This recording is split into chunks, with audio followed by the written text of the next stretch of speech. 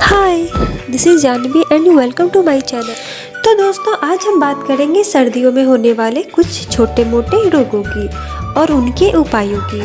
भले ही ये रोग छोटे मोटे हों, पर ये आसानी से नहीं छूटते और इनकी वजह से बहुत परेशानियां, बहुत तकलीफ झेलनी पड़ती है। गर्मी हो या सर्दी, गले की खराश कब आपको गिरफ्त में ले लेगी ये आपको पता भी नहीं चलेगा और ये खांसी आपके परेशानी की सबब भी बन सकती है, जो ज्यादातर वायु प्रदूषण के बढ़ते स्तर से भी होती है।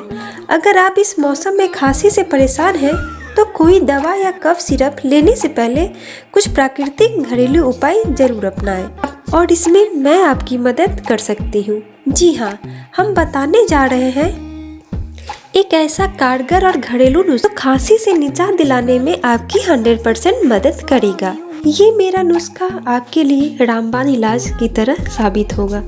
तो दोस्तों, अगर आपने अभी तक हमारे चैनल को सब्सक्राइब नहीं किया है तो जल्दी कीजिए और साथ ही हमारे बेल आइकन को भी जरूर दबाएं ताकि आप हमारे अपकमिंग वीडियो की नोटिफिकेशन सबसे पहले पा सकें। तो आइए शुरू। इस दवा को बनाने के लिए हमें चाहिए हल्दी, अदरक, तुलसी का पत्ता और शहद। बस आइए शुरू करें। सबसे पहले एक बर्तन में पानी गर्म कर लें।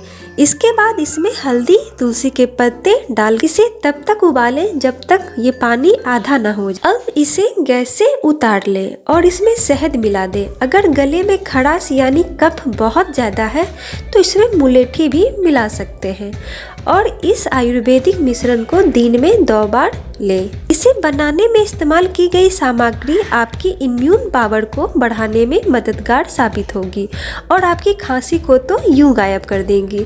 तो आज की हमारी ये वीडियो आपको कैसी लगी हमें कमेंट करके जरूर बताएं। मिलते हैं हमारे अगले वीडियो में, तब तक के लिए bye, take care, be healthy and feel healthy. Bye.